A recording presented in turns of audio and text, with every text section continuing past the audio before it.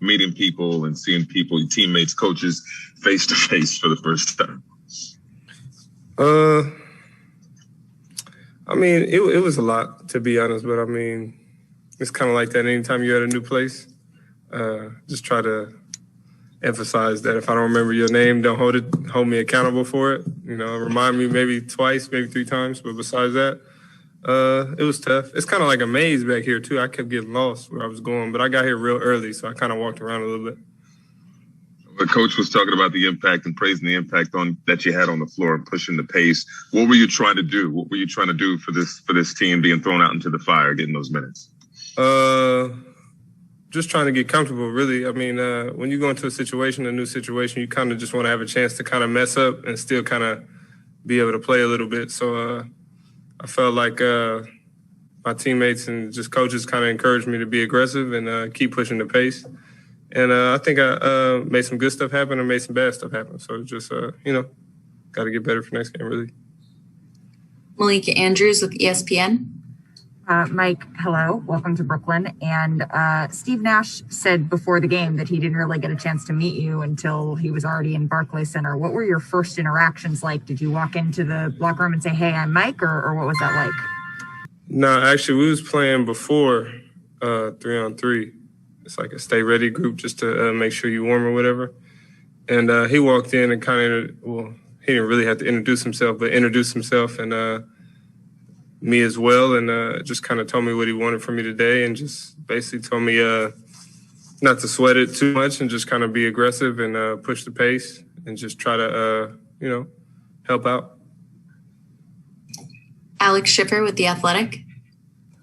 Hey, Mike, welcome to Brooklyn. You haven't played in Europe the past few years. Did you have any previous relationships with any of these guys on the team from some type of basketball circles, whether it was AAU, college, et cetera? Players or coaches, or just anybody in general? I guess anybody. Yeah, a few. I've obviously me and Ime Udoka, one of the assistant coaches, are from the same city, so I've known him for maybe like 16 years, something like that.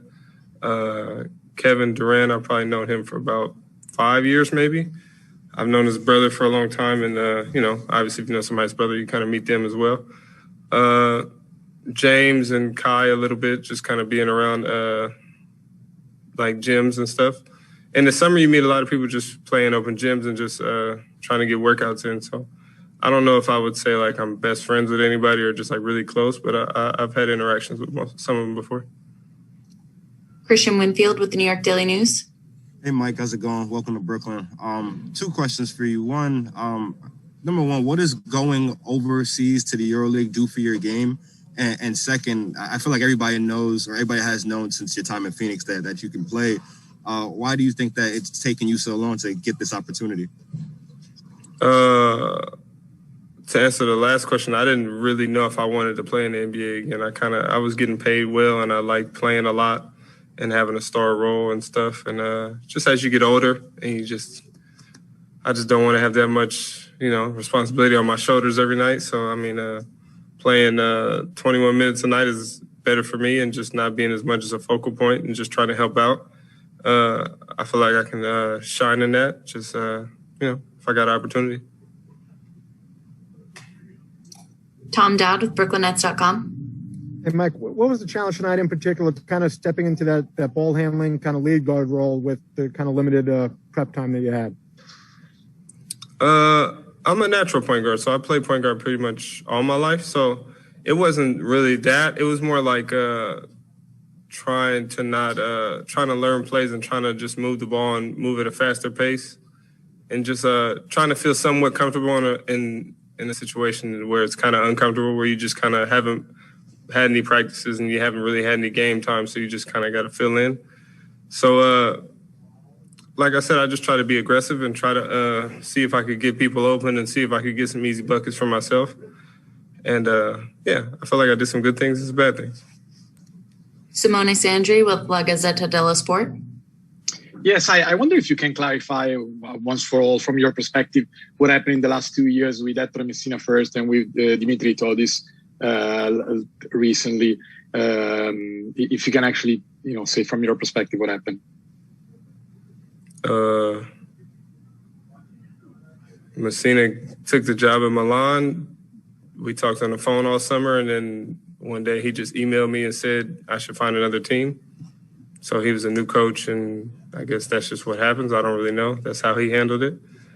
And with the Tudors, just some things happened in my personal life, and I felt like, stuff just didn't go how I thought somebody should handle my situations. And, we had a little clash there. So, I mean, not really as a basketball player did I have a clash with the Tudors. It was more like as a individual and as two men, we had clashes, not really on the basketball court. So I think that's just kind of what happened. Last question, Steve Lichtenstein with WFAN. Hi, welcome to Brooklyn. Want to know, as a point guard, was Steve Nash a player that you once tried to emulate, and specifically what? To be honest, I didn't appreciate him until I got older, to be honest. I think he was, when he was really playing well, I don't think I appreciate him as much as I do now, watching back. I think when you get older and you look for different things, and Steve wasn't as a flashy guy as maybe I